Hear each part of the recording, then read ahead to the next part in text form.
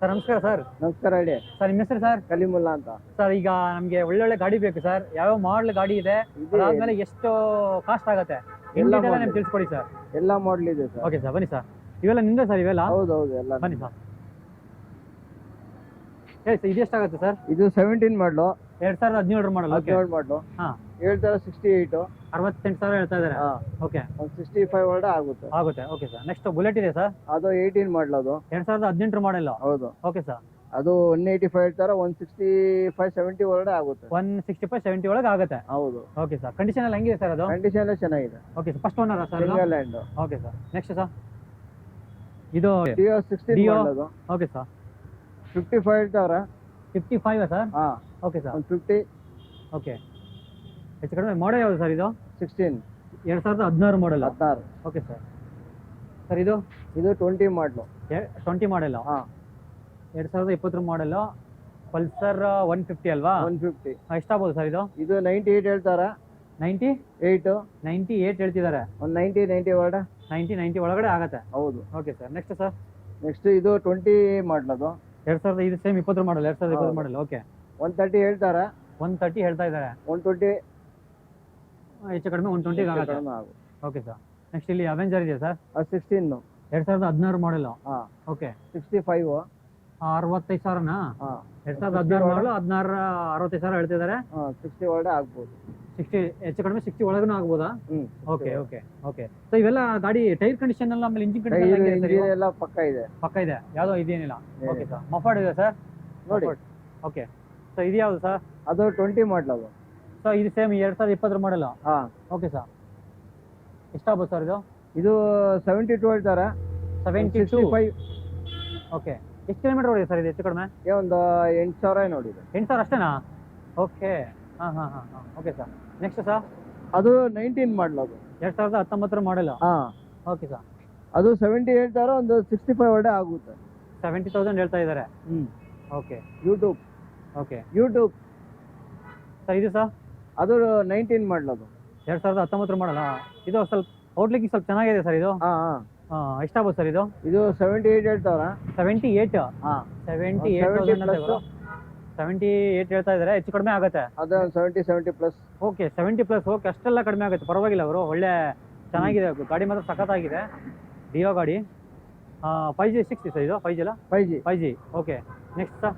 Next 23 ಇದೆ. ಓ, Splendor ಇದೆಯಾ sir?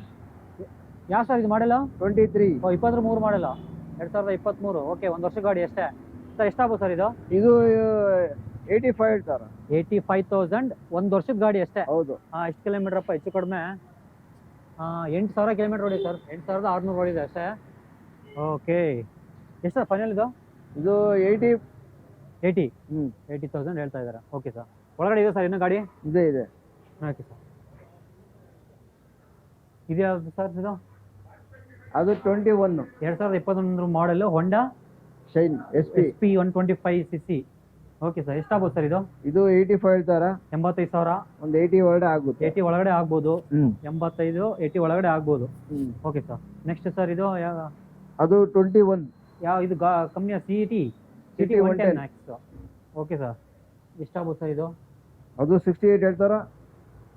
68,000 ಹೇಳ್ತಾ ಇದ್ದಾರೆ. ಹೌದು. ಓಕೆ. 110cc ಬರೋದು. 68 ಹೇಳ್ತಾ ಇದ್ದಾರೆ. ಹೆಚ್ಚು ಕಡಿಮೆ ಮಾಡಿ ಕೊಡ್ತಾರಂತೆ. ಮಾಡಲ್ ಯಾವ ಸರ್ ಇದೆ ಸರ್ ಹೇಳಿ? 21. 2021 ಮಾಡಲ್. 3 ವರ್ಷ ಗಾಡಿ ಹೆಚ್ಚು ಕಡಿಮೆ ನೋಡಿ. 110cc. ಸೊ ಇದು ಪ್ಲಾಟಿನಾ. ಅದು 21.